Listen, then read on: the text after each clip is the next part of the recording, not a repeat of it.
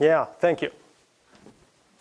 And yeah, I'm proud to call myself a weather geek. I wake up in the morning and I start looking at weather. Well, I have a slurp of coffee or two, but I start looking at weather maps. That's the way I roll.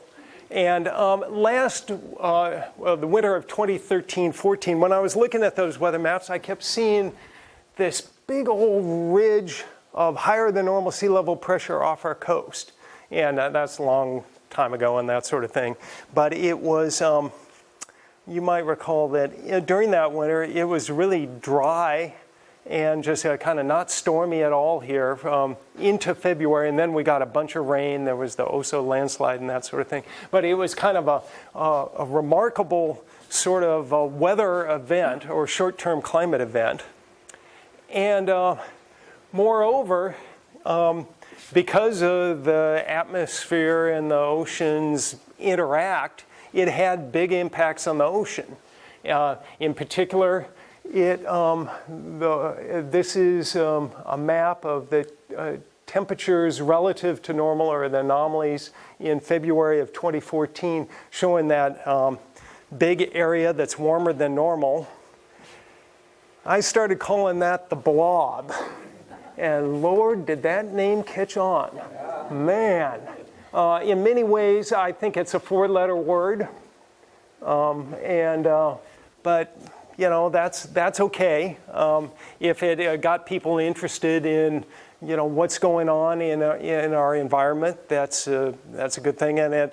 So tonight, what I'm going to do is go through kind of a whirlwind tour of kind of the Blob, how it happened, some of its impacts on the regional ecosystem, our weather. This is a big topic here, obviously, and this is something that's on a lot of our radars now. And I get comments all the time, you know, is this the new normal? Have we kind of crossed a threshold, and is this the way the weather's going to be? And so we are going to talk about that a little bit. And then a lot of questions I get too is, you know, you may have heard about this thing called El Niño, and what's that going to mean for our weather? And so that might be of, I would expect, of some interest. When I came here a year ago, I had a sort of thing. It was more on the kind of climate change and its implications for the Pacific Northwest. And if I recall correctly, I had the thing in which there was some small group activities where I put you guys to work there to kind of try to puzzle out what you thought might be happening with the climate around here and where it was going. I resisted that temptation tonight. But I'm going to still put you on the spot, and I very much encourage you to, at any time, please interrupt with comments, questions, and so forth. And let's make it just more of a, you know, kind of a dialogue than a monologue.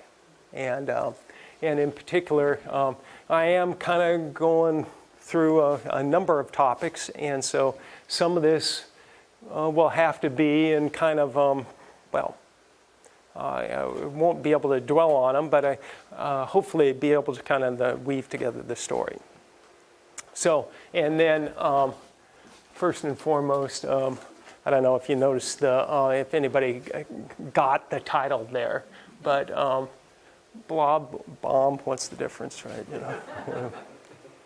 So I've actually gotten some both criticism and some props, let's say, from fellow scientists and even others about the use of the term blob. And in fact, there's been a fair amount of people saying, oh, it's such a imprecise term, and, you know, do we need to dumb down what we're doing so much? And more folks are saying, hey, if it has engaged people into kind of thinking about what's going on, then it's all good. Moreover, I think, and this is not something, it kind of popped out more or less by accident, but that it is apt in a certain way in that these, what I'm showing here are maps for different 3-month periods back the last year or so for how the temperatures over the North Pacific are different from normal, in temperature anomalies. And these anomalies have kind of shifted around. The blob is more dynamic than static. And so maybe that's actually an apt term, that it's, kind of squishy. So anyway, maybe I'm just telling myself that just to, make it feel better or something like that. Okay, I'm a scientist, and this is my life. And I don't know, speaker's never supposed to apologize and all that sort of thing. But the next few slides are going to be a little heavy on the science here. And if you've had a glass of wine or a beer with your dinner and that sort of thing, you're either going to be glad about that or sorry or both or something like that. But just bear with me a little bit. But I think it is what I noticed last year for this group. People really wanted to know what was behind some of the things that we were seeing. And so in that spirit, hang on to your giblets or something. So what I just want to emphasize here is how unusual a situation we are in right now. And what most of the work that I've been involved with regard to the blob is the mechanisms for how it formed, and secondarily some of its impacts on the regional weather. But in particular, I had mentioned before how the atmosphere and ocean interact. So how did that work, and how did this warm water come about? Okay, so this is a time series of some winter averages, let's see, October through February, I think, or so, 1980 through the winter of 2013-14 of two key parameters that relate to how the atmosphere and ocean interact with one another. This kind of reddish trace here is the mean wind speed cubed, which relates to how much energy the atmosphere is putting into the ocean to stir it up. It turns out, there's storms in winter, right? You want to, well, I'm getting ahead of myself, but, that is a very important process in terms of this air-sea interactions. It turns out the key parameter there, the wind speed cubed, and so if the wind is twice as strong, that rate of energy going into the ocean is 8 times as big. And so it's the really big storms that do a disproportionate amount of this kind of wind mixing. So if we look at this time series, 1980 to 2014, the lowest amount of wind mixing on the record there, and even going back to the 40s, I had good ocean data just back to 1980, was in that winter of 2013-14. This blue trace here has to do with how much kind of spin or the atmosphere is putting into the ocean. These storms turn cyclonically or counterclockwise, and so generally that amount of spin in this particular box that I chose is kind of more or less near zero. Negative spin means that there's instead of going counterclockwise, it's going clockwise. And while it wasn't a record here this last year, it was on the low side in this kind of spin parameter. Here, I'm looking at the things, the processes actually going on in the ocean. This big chunk of ocean is about from 150 west to 135 west, 1,000 miles across each way. And the main trace I want you to focus on is this purple one here that shows how much the temperature dropped from year to year over the course of the winter. And this is, you can see the time scale there at the top from 1980 to the year before this last one of going from October to February, how much it cooled off. And you can see the ocean usually cools off about 7.5 degrees C out there. Here in this this really weird winter, it only cooled off 5.5 degrees. And so that, mine's 7.5, 5.5, big deal. But again, not a precedent in the record. And so that is really what the blob is all about. That it was, these other traces, I don't want to spend a lot of time going into it, but it was, my attempt to kind of tease out the various mechanisms that are actually responsible for the water being warmer than normal. And a lot of it was, I'd mentioned those lack of winds. You want to cool off a bowl of soup, what do? You blow on it and hope you don't splash it on your person at the table next to you or something. And essentially the atmosphere wasn't blowing on the ocean soup as much as usual. So the big deal was, okay, there was this really weird weather pattern, no storms, or very few, much fewer than normal. How did that come about? And there's some colleagues of mine that have looked at the kind of the sources of that atmospheric pattern. And this all relates to something that I found very interesting as the media caught on about the blob, and there was, all these stories, and especially some of the secondary reporting that was done, was how cause and effect got mixed up. And what my work showed, and some other kind of other folks in other parts of the North Pacific at other times, is that to a large extent it's the atmosphere controlling the ocean. What the atmosphere is doing is making the ocean one way or another.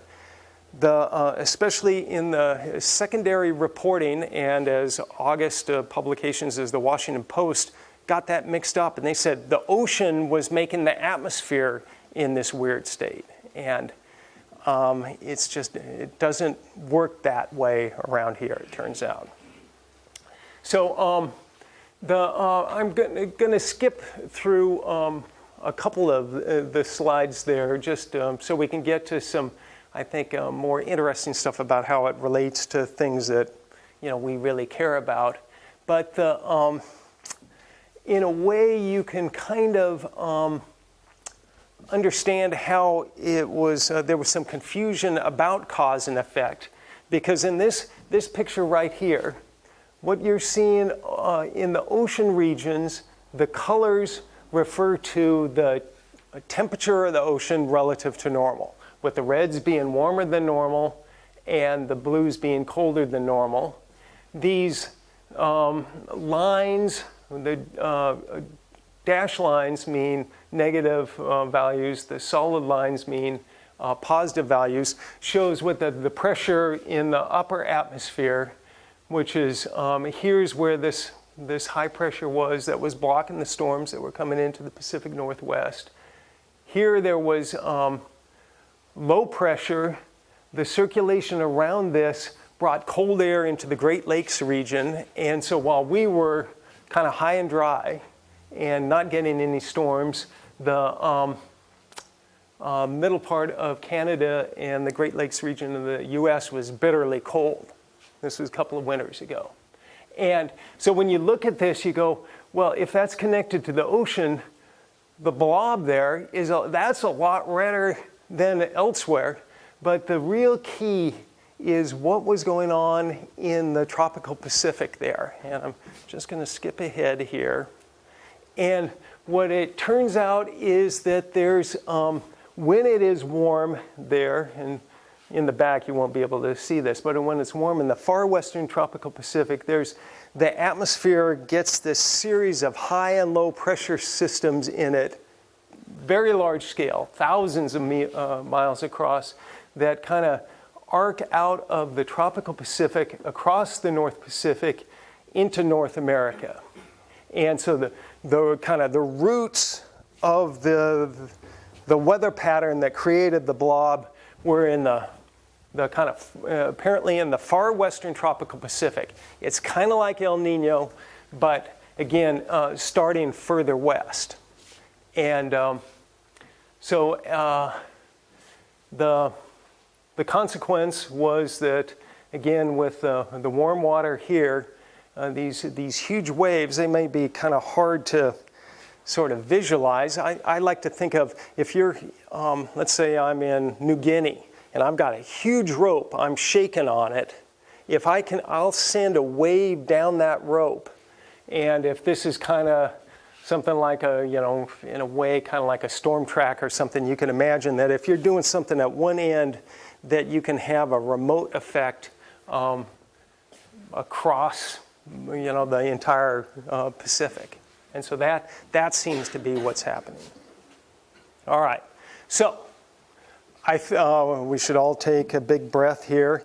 That's I've gotten my geeky science out of me, and what I'd like to now kind of focus on are some things, bring it a little bit more kind of tangible things, and in particular, some of what we've seen in particular into the marine ecosystem as the impact of this warm water. And some of these slides I borrowed from some of my colleagues that are fishery oceanographers who work on kind of longer timescales related to climate issues. And I'm not a fishery oceanographer, but I like many of them. I like eating fish. And so much of my work has to do with how climate variations and climate change is going to affect the marine ecosystem. And so a point that I want to make right now, and I'm going to make again, is that this is a really a golden opportunity to learn how the system works. It's been hit with a huge hammer, and in particular, a warm hammer. And so maybe we can learn about this in terms of kind of anticipating what the future is liable to bring. This slide is just some of the examples of the things we've seen, especially down in California.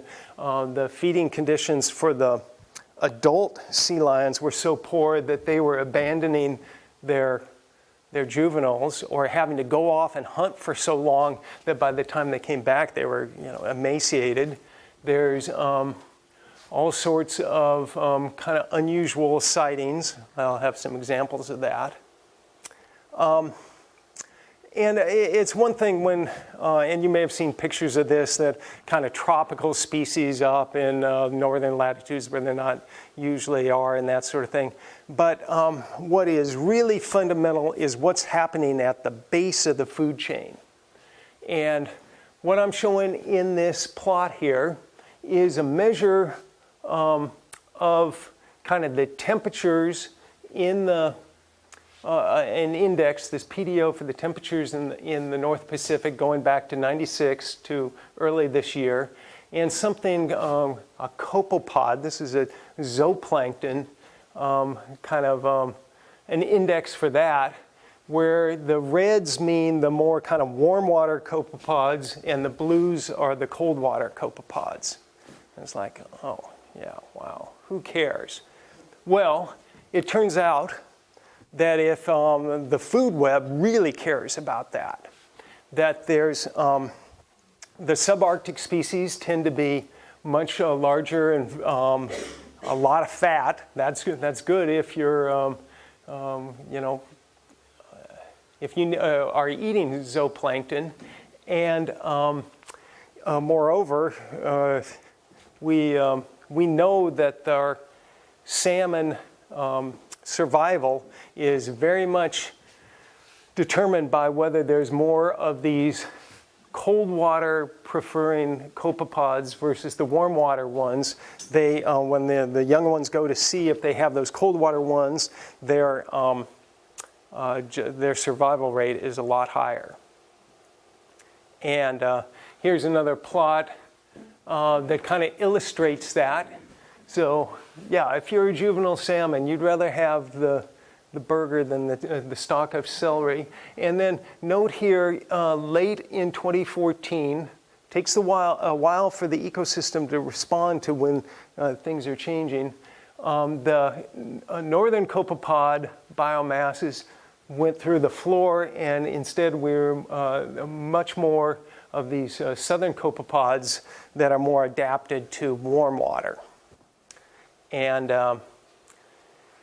that has had consequences for the entire food chain. And one of the things that we've seen, for example, is I mentioned the kind of sea lions down in California, more in the Pacific Northwest, a massive die-off of a particular species of seabird, the Cassin's auklet.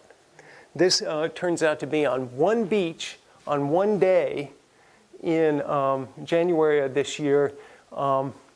53 of these were counted on a single stretch of beach. I don't know how long that stretch was. If memory serves, I think it was something like estimates of 500,000 of these guys died, more than usual, in this past winter. And in particular, it's almost certainly has something to do with their marine habitat. But this is, you kind of can imagine, it's a complicated situation, and how that all fits together is, for example, a few years before, they had a very good year or two in terms of a lot of fledgling success. Their populations went up. Were they at a point where there were just too many of them, and they're kind of too many that they couldn't all survive, and there was more mortality because of this kind of density, so-called density dependence effect.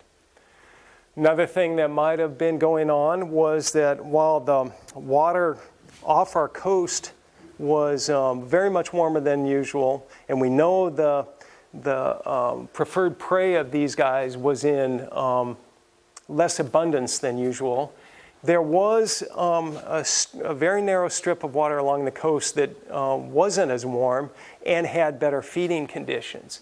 And so it's been hypothesized that maybe just all these guys were near the beach, and not any more than usual actually died, but because when they were near the beach, they washed up.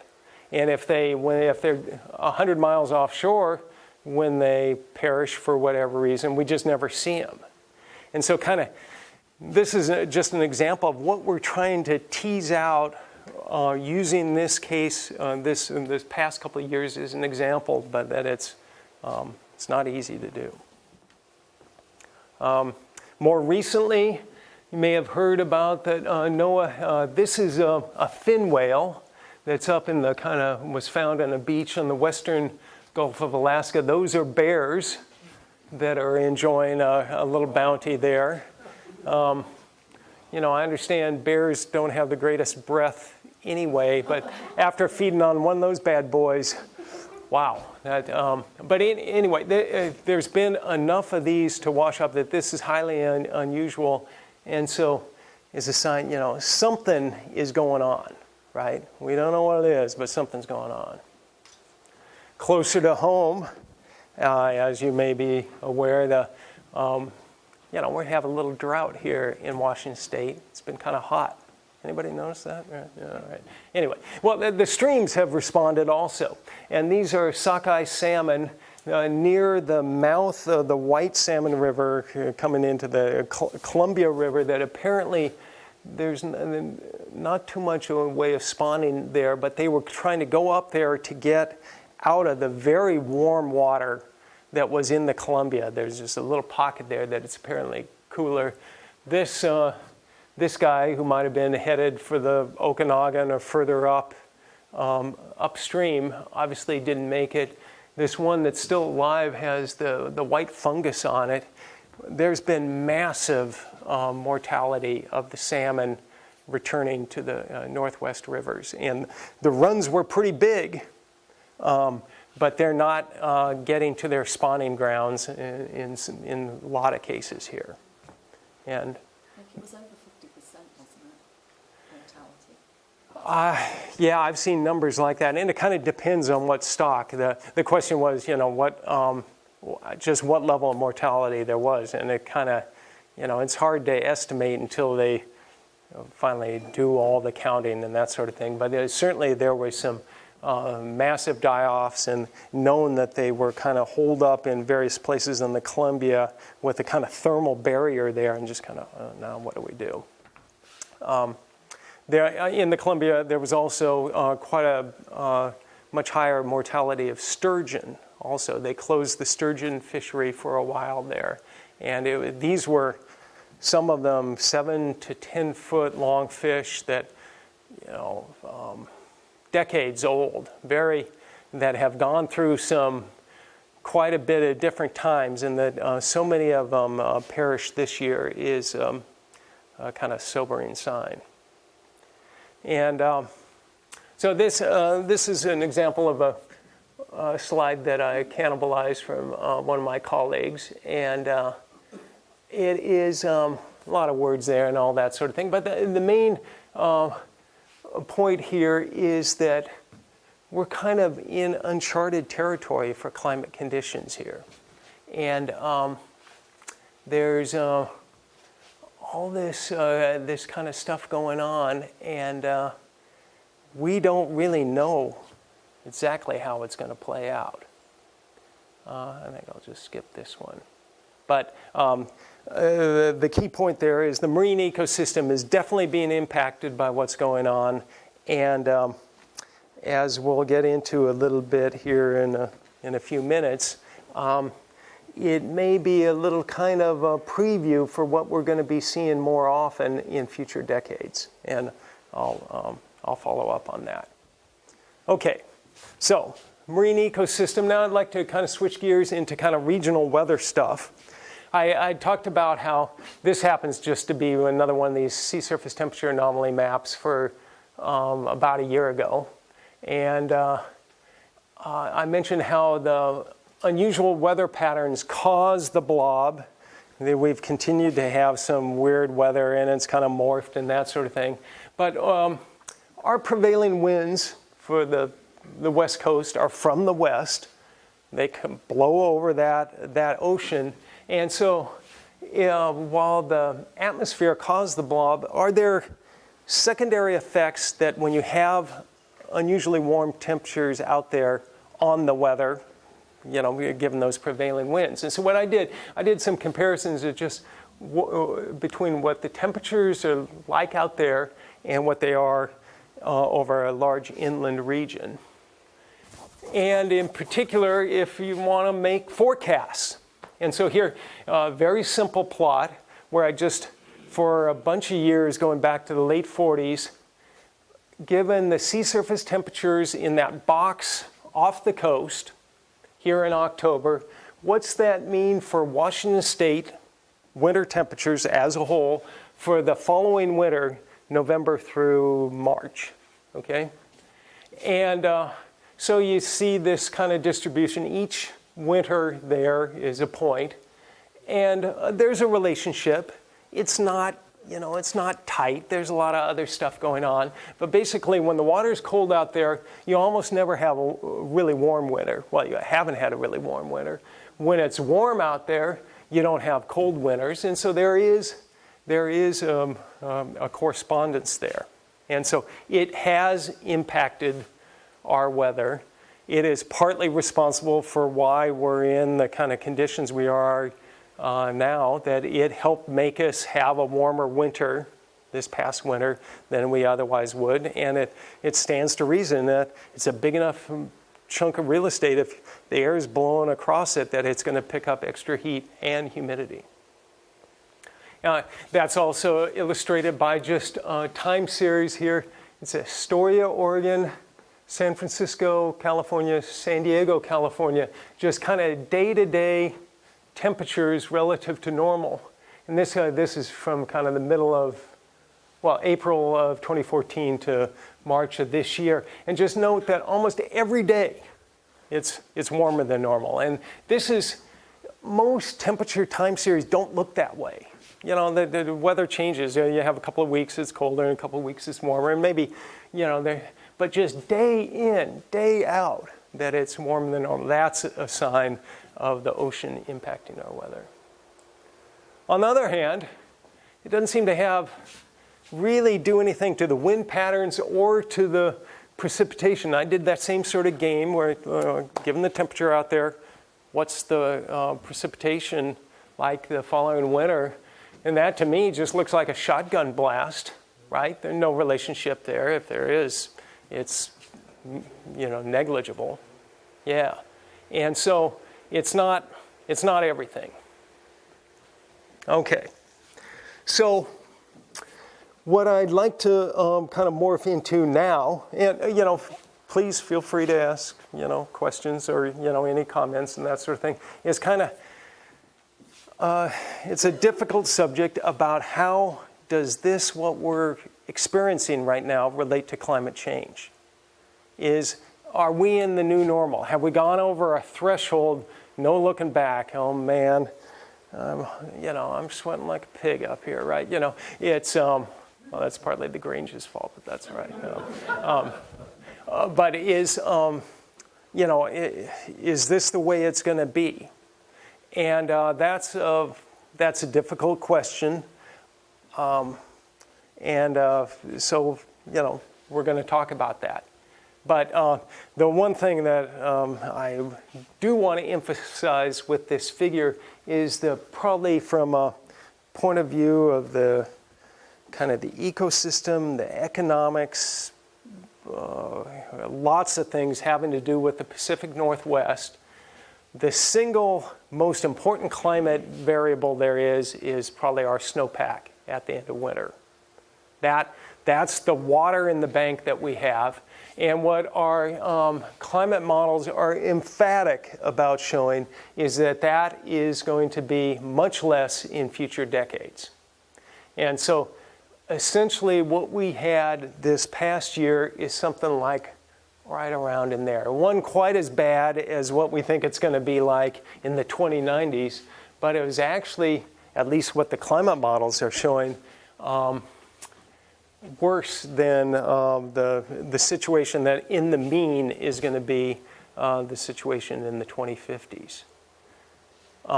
So somebody might say, well, okay, we're dealing okay with what's happening. We're all still got some water, the faucets still run and that sort of thing. We're making a go of it. There's some big fires, and more about that in a minute. And there's been repercussions, but we're making a go of it. But this plot is, in a mean sense, when we have this kind of extreme year in the future on top of the changes that we're going to be seeing, then it's going to be a much different situation, and it may not be able to shrug it off so well. All right, so this summer, big ridge of higher than normal pressure again. The blob was reinforced. Again, let's how do we compare this summer to what we're looking at in future decades? We had a record number of 90-degree plus days at SeaTac this summer, 12. We usually get a handful at best. There are plenty of summers you get none. The former record, I think, was 8, if I'm not mistaken. And so, again, it's something that, the 2090s, that's completely off the charts compared to the present weather. But in many ways, this has been such an extreme summer that in the mean, it's warmer than at least what the models are showing for the next few decades. But again, there's that difference between kind of mean changes and these extreme events that are still going to happen. Can I ask a quick question? Sure. And it's a little difficult, but Oh. the 2090 big column there, what do scientists do? Do they project population off as increasing? This is like with no changes except business as usual? Good question. This has to do with kind of a middle-of-the-road scenario about what we do to the atmosphere. And so this is assuming that there's going to be an increase in concentration of greenhouse gases, not the most extreme of the different scenarios that have been tested. But this is more a middle of the road. If we take some action but not that much action, we're going to get at the point where at least, and again with the climate models and all the caveats there, they have their flaws, and but still they're our best tool for kind of making these estimates. They're showing that we're typically going to have something like 16 of what I would call really hot days for the Pacific Northwest. And, you know, maybe some people, okay, you know, my tomatoes will just go nuts or something like that. But no, this is going to be a totally different place when this happens. And we're on the way to that happening. And again, I keep beating the same drum, but okay, if the typical summer has 16 hot days, when you have the weird one, then you suddenly have 30 hot days. There are some real repercussions. Okay, how's you know, those are models that I'm going on. What does the actual record show, the observations, right? Here is, this is for the climate division that includes this spot right here. It goes from the kind of northeast part of the Olympics, you know, Port Angeles, Port Townsend, you know, around there, up into the kind of across Whidbey Island into the San Juans and so forth. This is based on actual station data. It shows, and in particular, for reasons that escape me right at the moment, I picked May to August. You know, we've had a hot summer, and partly because just the August data came in, and can see that, you know, year to year back to 1895, that this May to August period was the warmest on record for this climate division. Yoo-hoo, okay? As kind of a little aside, 1958 was the previous record. That was the second warmest ocean off our coast. If we go back to there, that was when the last time the Blob really reared its head to the same extent. So, but yeah. What's his right-hand scale? This one's just in degrees Celsius. This one's in degrees Fahrenheit here. And the blue line is just a kind of a best fit, a straight line fit to it. And so you can see, and these are average temperatures, again, May to August, you know, and there are kind of cool periods and warm periods and chatters, but it's unmistakably upward. What I think is even more significant is when you look at, for that same thing, look at the minimum temperatures, the nighttime temperatures, the lows. That trend is, well, this past year blew the records out of the water, you know, no contest, you know. Yoo-hoo, new champ, right? Again, 58 is showing up there as prominently. But there's not quite as much variability from year to year, and that upward trend is unmistakable there. So it's, and this is something that there's good reasons for this. The atmosphere is getting a little bit more humid. Have you guys noticed that the summers here are just a little stickier than they used to be? Yeah, you know, and it's not like Mississippi or any godforsaken place like that. You know, at least, hopefully I've insulted somebody in here, right? You know, but that my father grew up in Tennessee, and he said the expression was, "It gets so hot in summer, you got to wet the bed at night, just stay cool."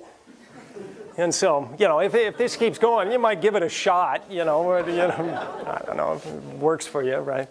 But to me, this both makes sense from what's happening, and I think is much more significant in some ways from, to things like ecosystems. If you're growing, you know, trying to grow here, maybe your crops are adapted to kind of a cooler nighttime temperatures, and you know, the chance for fungus diseases or mildews or something like that. Who knows? Precipitation. Okay. Here, kind of just jumping into what some of the models are showing, that again, with this last year being kind of a poster child for what we're going to probably be seeing a lot more of in future decades. And in particular, the climate models are showing that the winters, on the whole, may be a little wetter than usual. Our past winter was fairly typical in that way, depending where you are. Some places a little wetter, some places a little drier, but near normal. The models are showing maybe a little bit wetter in winter, but definitely drier summers. It's already kind of a Mediterranean climate, so it's even going to be more that way, more like what we've experienced this summer up until a couple of weeks ago. Whether we've really started seeing that in the data or not, I don't know. I just decided to pick Washington State as a whole. And I know why I did that, because this is for the state as a whole. And so just by comparison, here this time series going back to 1895, and this is June through August, how much it's rained. A lot of variations from year to year, decade to decade. The overall, because it was relatively dry back in the 20s and 30s, there's kind of, when you fit this line to its upward trend. But when I look at this, a higher proportion of kind of since 1980 of the years have been on the dry side in summer than on the wet side. And so we can't, just from this alone, we can't say, we're headed this way. But some of these results that I'm showing here, I think, are something definitely to take serious. All right. Other things I'd mentioned, stream temperatures. Right now, basically where it is the blue colors, it's favorable for salmon. The little dots show actual stream temperatures with this kind of color code, and the kind of color fill shows the air temperatures in August, and it shows that there's some places in eastern Washington that just are too hot to be favorable habitat for salmon, but much of the west and the higher terrain is pretty good. As just not too long from now, 2020s, God willing, we're all going to be around here, right? That amount of favorable habitat shrinks noticeably. This is with a little bit more greenhouse gases. This is with unrealistically low amounts. And even by the 2040s, which isn't that long a period out, there's going to be fewer of these rivers that are going to have favorable conditions. Okay, I think I mentioned fires before. And one of the things as a state climatologist I'm getting more and more interested in is the human health aspects of some of the climate variations we've seen. You can say, okay, there's the salmon and, you can, other things, agriculture is a big deal. But we had a really bad fire season in 2014. Largest fire in state history, the Carlton Complex. And I was kind of struck by this is a measure of the air quality at 3 places in eastern Washington. This blue trace here is at OMAC. It's the particulates, the 2.5 micron particulates. When you get up into about the 60 or 70 range, it's unhealthful for sensitive groups. If you have asthma or some chronic problems. When you get above like 80 or 90, it's unhealthful for everybody, and it gets downright hazardous above 100. And I was kind of, there were some long periods there, both at OMAC and even Leavenworth, in which it was getting to the 100 range, and thought, wow, that's a bad sign. Wait until this summer. Here in OMAC, they were like days at a time up to 200, 400 of these kind of micrograms per meter cubed. This is like sticking your head in that fireplace or something like that. I was looking at some of the weather observations at OMAC at that time. They were in a quarter-mile visibility hour after hour during the day in that smoke. And this is something that is a really serious, I think, consequence of what's happening in our landscape and what's happening to us with this past year being just kind of a, unfortunately, kind of a dress rehearsal for what we're liable to see in future decades. Okay, now it's late summer 2015. As is my kind of inclination, apparently. Another sea surface temperature anomaly map. And here, okay, up here, here's my blob. It's also the weak trade winds having to do with the El Niño in the tropical Pacific has made it quite warm off the coast of California and Mexico, has helped fuel some extra hurricanes there. And so, well, you know, what's going to happen? And again, El Niño, you know, it's kind of a dirty word around here. If you look at the collection of the 10 previous El Niños that are most similar to the one that we're facing right now, and look during the period of, let's see, what is this, November to March, here on the left is how the temperature was different from normal. The reds being warmer than normal, blues colder than normal. And on the right, the precipitation, how that's different than normal with, you know, reds being dry and blues being wet. The units here are kind of what guys like me traffic in, where it's in terms of how many standard deviations. It just tries to take into account that places that, how different it is for compared to how much inherent variability there is. Some place like North Dakota, there's huge swings in the weather from year, or in the temperatures from year to year.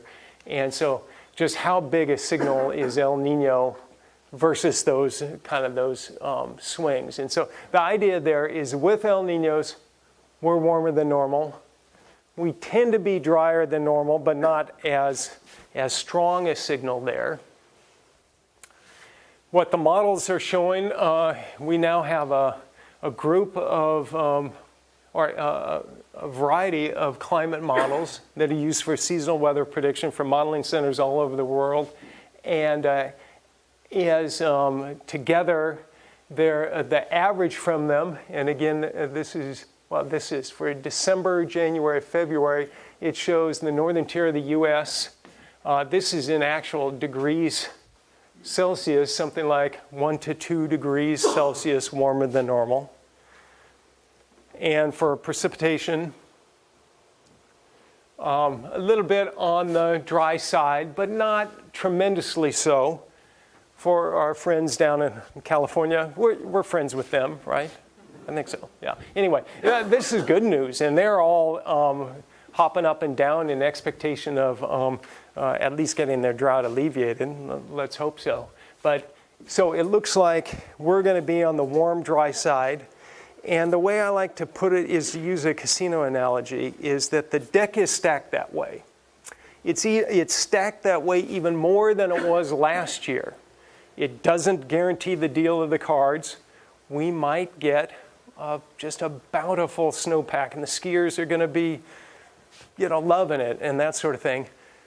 On the other hand, if Mother Nature is really cruel, she'll deal even a worse deal of the cards than this last year. We can't tell that. We just know that, again, the probability is that we're going to be on the warm and dry side. And moreover, I'd mentioned that we have different models at our disposal to look at what they're showing. This is just some thumbnails from various models, Canada, NASA, and so forth. For, again, for the precipitation, this model here showing really dry for us. This one actually shows Western Washington a little bit on the wet side. Overall, yeah, there's probably, and the plot that I showed before, they're showing more kind of on the dry side than on the wet side, but this kind of illustrates the uncertainty in when we're trying to make these kind of seasonal forecasts. So, anyway, I do want to I have one more slide after this, but just, again, going back to the starting line here, that the blob was of historical proportions in terms of how warm the water is out there. It's probably never been this warm off our coast as it is this summer. I just kind of glossed through this, but we can, at least to a certain extent, it can be connected to what was going on in the far western tropical Pacific around New Guinea and kind of a remote effect from that. We know that blob has been having impacts on our marine ecosystem, on our weather, and secondary things like fires, I haven't talked about agriculture and things like that. Wheat yields are down, pastures are in poor shape, irrigated crops are okay, but it's obviously had a big deal on our environment. But we're still trying to figure out from how this event plays out, how we can learn from that to kind of anticipate how climate change is going to impact the Northwest. And as promised, my last slide, this is something that was published in the Salt Lake Tribune a few weeks ago, and I think captures the zeitgeist of what's going on in the West these days. And hopefully what I've done has made some sense here, but I think there is, not necessarily with you guys, but with the public in general, some confusion about, they hear, oh, there's a monster, or even it's been called a Godzilla El Niño, and I didn't talk about it, but they're a very unusual, the red tide, of course, drought in California, for here, burning rainforests. Well, not much of eastern Washington, I think, qualifies as rainforest, but, okay, give them that one. And then, how does this is an environmental problem, but how does the garbage gyre figure into all this? And moreover, how does it relate to global warming? And it's a complicated situation, and I wouldn't expect folks necessarily to be able to kind of parse this all out. And so what I've at least tried to do here tonight is kind of give you how people like me are thinking about it. And so with that, I appreciate your attention and open up to questions. Thanks.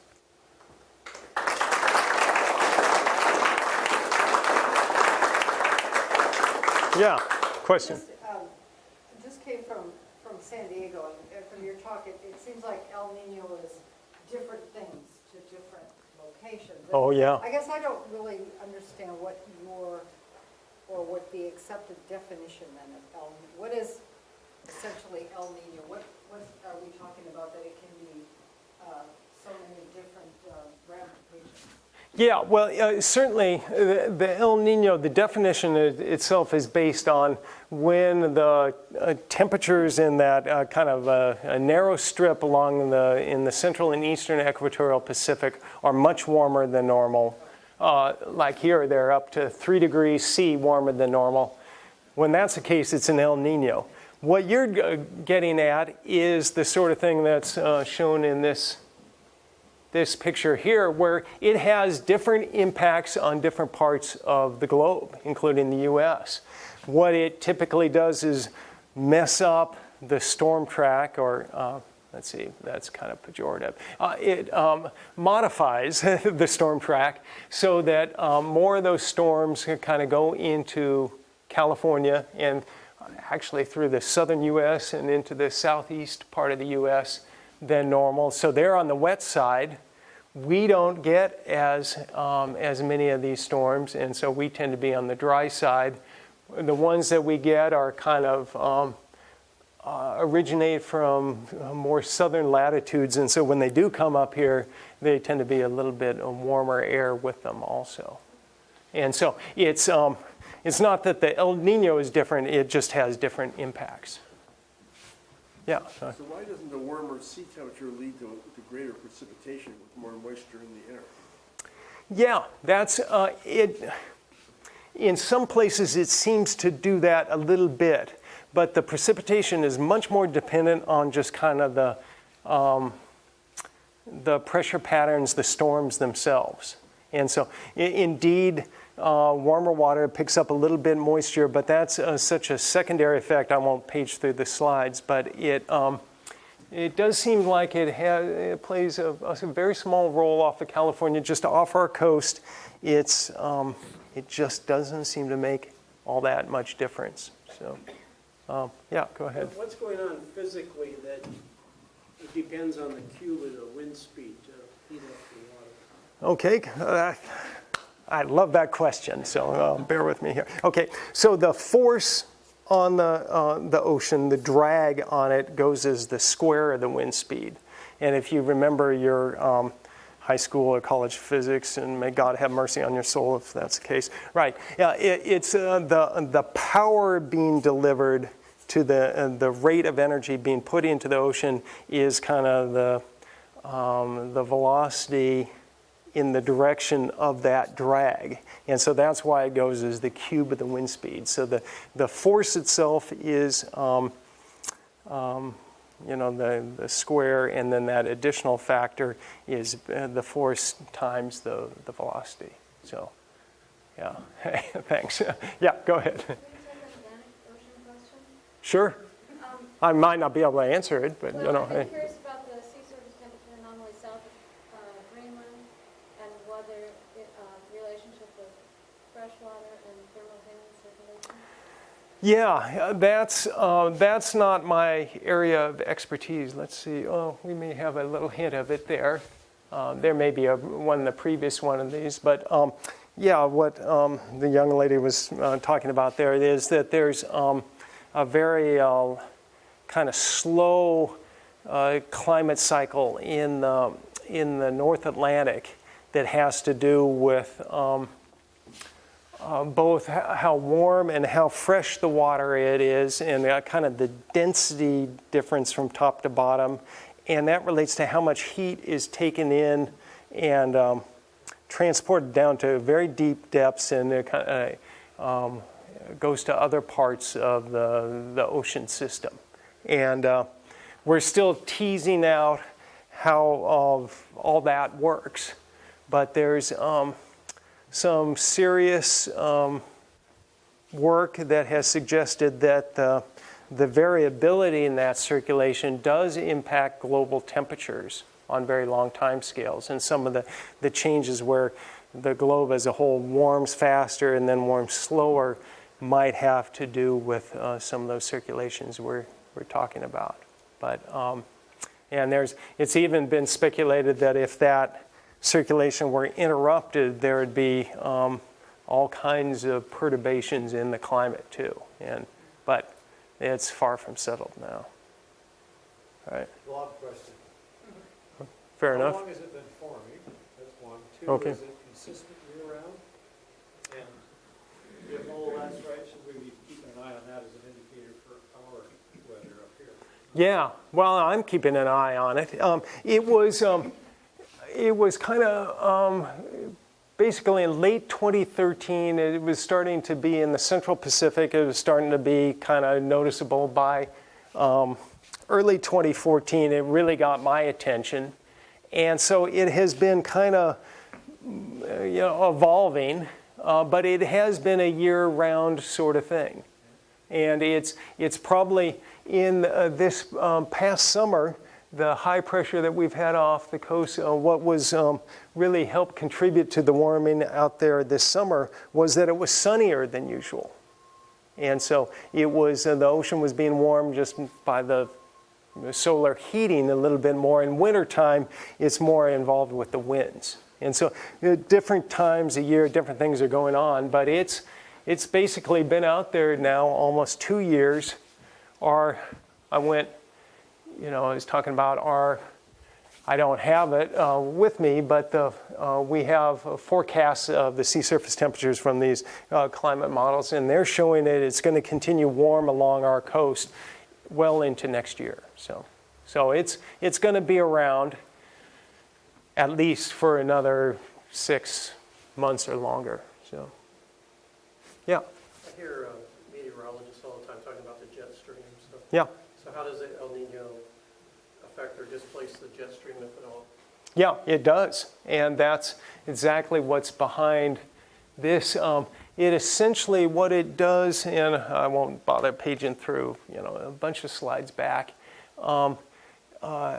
You might recall early in the talk, I was showing this kind of series of highs and lows coming out of the tropical Pacific that were helped be responsible for the blob in the first place. Well, a similar sort of thing kind of emanating from near the date line and the equator in the Pacific during El Nino happens. And what happens, a low pressure center south of the Aleutians forms, and that enhances the jet and displaces it south from its usual place. And so that's why California gets the goodies, because the jet stream is both enhanced and displaced south. And so they get more storms. If it's anything like if this winter coming up is anything like the big winter, El Nino winters in 97, 98 and 82, 83, there can be too much of a good thing. There were plenty of problems with landslides, flooding. Coastal erosion was a really big deal in some of those places, houses toppling into the sea, and, where are the movie stars going to live, and this sort of thing. So that basically what it is again, the kind of a remote effect due to what's going on in the tropical Pacific. Yeah. So you early on talked about the cause and effect. Yeah. And so it seems like you've got the wind, which is atmosphere affecting, creating the blob, but then you now said the blob is affecting the jet stream, the storm tracks, which is atmosphere. And is that because it goes back to the original wind speed that you're saying that the atmosphere affects the oceans and the oceans not the atmosphere? Well, the atmosphere seems, it's one thing, the kind of low-level temperature and humidity, that is definitely impacted by what's underneath. The kind of pressure patterns and the storm tracks and that sort of thing, they're not so sensitive to what the sea surface temperature is at higher latitudes. They seem to be much more sensitive to what's going on in the tropics. And so the El Nino kind of affects storm tracks, and so the blob isn't really, at least in a meaningful way, really impacting the kind of pressure patterns. I've done a little bit of work on that, and some other people have done a lot of it. And so I know it's got to be confusing. Why would something farther away have a bigger impact than something closer? But that just seems to be the way it works, and it's in part because when you have really warm water at the tropics, you get these huge clusters of really long-lasting thunderstorms, and that's what kind of disrupts the whole global atmospheric circulation. So it seems counterintuitive, but that seems to be the way it works. And I don't know if that's clear at all, but... But it still sounds to me like you're saying that the ocean is affecting the atmosphere. Well, the ocean is affecting the atmosphere, how warm it is and how humid it is, but it's not impacting whether we're going to get where our storms are going to come from. Are we going to have more storms or fewer storms? And the kind of things like the jet stream and so forth. And so, point exceedingly well taken. How do you say that in an elevator ride that's not to the top of the Empire State Building or something,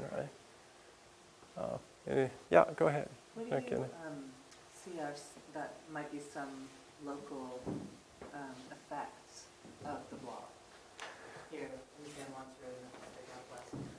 Well, I think, obviously the warm temperatures you've either enjoyed or endured, depending on your point of view, over the last year and a half or so.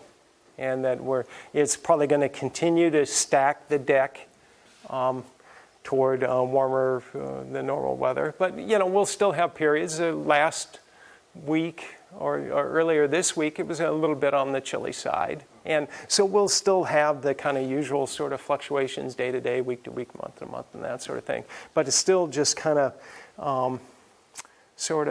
moves up the baseline a little bit, what those kind of variations are around. And so it, and I think it is in part, if we go back to, what the hell, I'll go all the way back to it. If we go back to this chart here, our sea surface temperatures off the coast are generally warming. And in part, why we're seeing this going up, these are, again, the minimum temperatures, nighttime temperatures in May through August, is in part because of a warming climate, which, again, the oceans are warming along with the atmosphere. In fact, there's a lot more, in terms of amount of heat, a lot more warming in the ocean than the atmosphere so far. And so that's, these warm temperatures here are, especially warm ones, in part, are due to the warm ocean temperatures. But this kind of overall trend is because the climate is changing. Let's see, way in the back. Yeah, go ahead. Cloudy days versus sunny days and predictions for how that might change for us. Yeah, that's a tough one. Some folks are working on that. And it looks like it's very it may be different on the west side versus the east side. And that one of the things that there's a suggestion, just a hint, and it's by no means of kind of that solid evidence, is that, the usual sort of May, June, or June kind of gloom weather, a lot of low clouds and that sort of thing, is that is going to be seen a lot earlier into spring. That's going to be more typical in May now, as time goes on, and that kind of onshore flow of kind of cool marine air, and I think it's pretty pleasant conditions myself, but that right now in spring we have more kind of puffy cumulus clouds and not as much stratus, that we may actually get a little bit more stratus in the kind of May period, but in the summer, probably less clouds. And in eastern Washington, there has definitely been a trend toward less clouds in summer. And so we're both seeing that, and the models are suggesting that with the drying out. Yeah, Linda.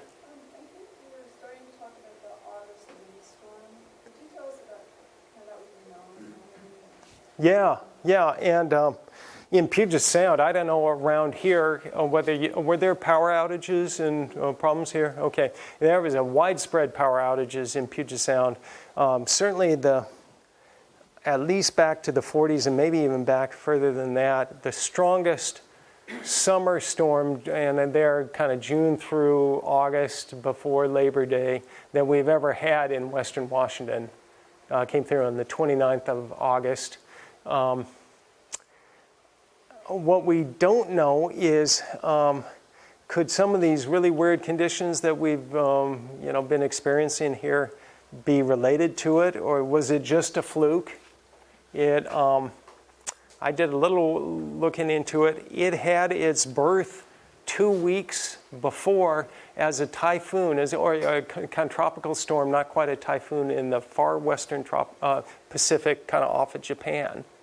It kind of went through its tropical phase and just kind of meandered around the North Pacific, and then just got into the sweet spot and really developed like crazy.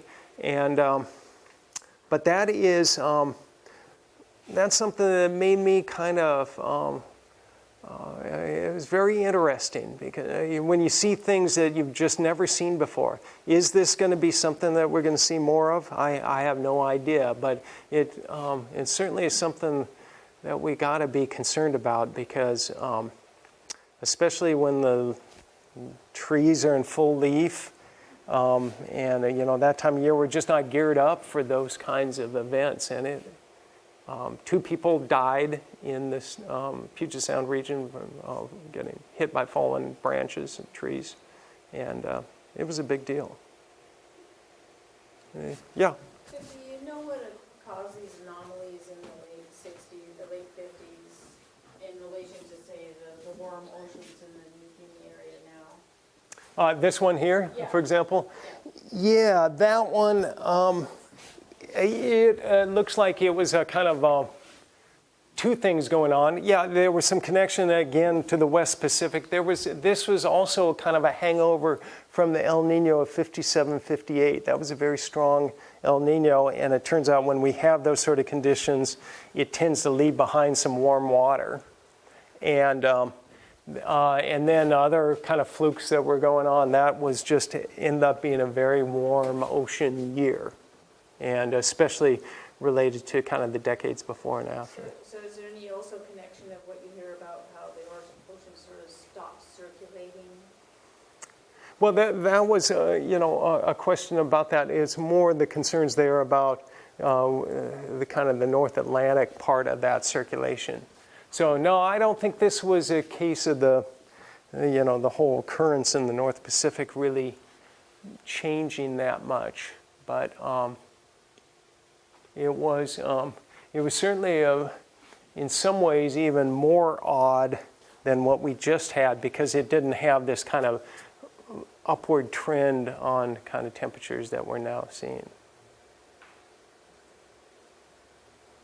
So I also read, we were looking on the websites last week after that big storm, Yeah. and there was some article that was saying that there's sort of a northerly trend in our hemisphere and a southerly trend in the southern hemisphere. That's right. Of these so-called cyclones Mm-hmm. kind of moving towards the poles, and that's maybe why this cyclone, maybe this was titled the cyclone that came in last week, coming in. Is there, what's Yeah. Well, there is some. There's certainly to that there are, because of the changes that are happening in the atmosphere, are the whole circulation is kind of moving toward the poles, and so what we see, especially in the, not so much in the observation so much, there's a hint of it, but in our climate models, is where the jet stream is going to be moving poleward, so northward in the northern hemisphere, southward in the southern hemisphere, and that is as the warming occurs, where that temperature gradient that kind of supports that storm track is going to be moving further north. And so there is something to that. I don't know how it would necessarily be connected to this past storm, but it could have just been a fluke. It could have just been,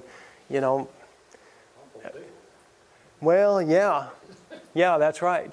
And now, there was at least the forecasts. I don't know how well they were communicated around here, but the Weather Service forecasts, they were hitting it reasonably hard, not quite as, it was a little stronger than forecast, but they were going, gusts 45 in the Puget Sound region, and instead the gusts were 60, but, still, they were saying, hey, a storm's coming, even though it's August. So when we were out boating up north and watching our barometer did, it did jump. Yeah. It went down and it came back up, but it wasn't a super low that would Right. really make you Right. worry. So, Well, it was just right in the sweet spot in terms of just the path, and in particular, it's not, it's just the pressure gradient, the difference between, and there was high enough pressure further south that pressure gradient obviously supported some really strong winds, and it was, it was something. I've never seen anything like it in August, but again, it doesn't necessarily portend that this year is going to be extra stormy or anything like that. But it might be, but How big a factor would the fact that we now have an open Arctic be for us? Excellent question, and that's a highly controversial topic. And how much has the open Arctic and the extra heat that's coming out of the open ocean versus where there was ice, how has that impacted the atmospheric circulation? Has it made things kind of the highs and lows that much bigger? And there's some serious work about how that may have enhanced what was going on these last couple of years. From other perspectives, it doesn't seem to be much of a factor, and so that just hasn't been settled. But I'm prepared to believe that we know that when there's open water versus ice, the more heat is coming out of the ocean into the atmosphere, and that is having impacts. I'm prepared to believe that. Oh, sorry. Moisture too? Yeah. It's just, it hasn't, to my satisfaction, been shown necessarily that it is responsible for some of the things we've been seeing, but that's still being sorted out. And obviously, it is a big deal because, as you mentioned, the Arctic is getting more and more open. It still gets cold and dark in the winter and the ice forms, but now in the kind of, especially in the shoulder seasons, there's more open water in the fall. It doesn't freeze up, or it melts off sooner there's more open water in the summer, and so it's the ice is delayed longer in fall, and that's the time that it seems like it could have the biggest impact on the atmosphere. So, yeah. So, I'm kind of sitting here thinking about being more prepared for what you're referring to as like the poster child of what portends for things, Yeah. what will be happening in the future. But I'm wondering what the magnitude of change would need to look like to slow this process down, put it at a standstill, reverse it. What's the likelihood of anything being able to affect this? And so you're saying like bringing the ocean back to something more a typical temperature or something? Well, yeah, I mean, the alternative to just hanging on and being prepared for what's going to happen versus is there any way to do anything at all about this? Well, we, this, how it plays out in the next year or two, we're at the whims of the, just the variability in the weather and short-term climate variations. What you kind of suggest is what we do as a society as a whole is going to determine, whether, I won't bother bringing up the slide, but how much warming we're going to get, how much the baseline is going to change, or how much the trend will change. Well, I guess that's my question is, how responsive is it, and to what magnitude of change are we looking at? Yeah, well, Even realistic? I mean, is this like the train's already run away and off the cliff, or? well, no, the train has definitely left the station, and we built in some warming that hasn't even occurred yet. Just with, if we stop burning any fossil fuel, once I get home, hopefully the ferry's still running and that sort of thing. And at that point, then we've already kind of committed to at least a few degrees Celsius warming. If we continue on kind of the present course, then by the end of the century, it's on the order of 4 or 5 maybe. Game over. What's that? Game over.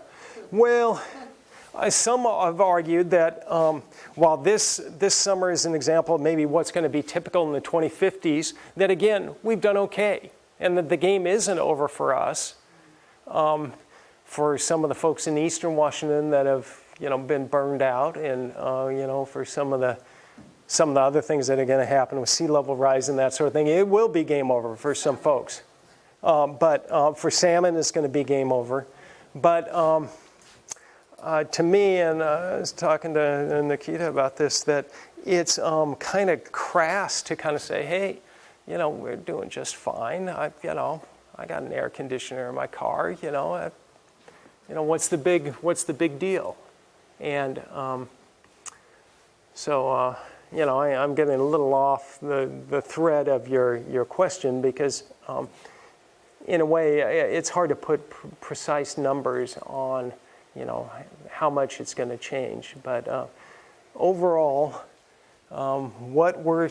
this is a good example of what's going to be typical for the 2050s or so. And when the warm years then are going to be something, far different than what we have right now.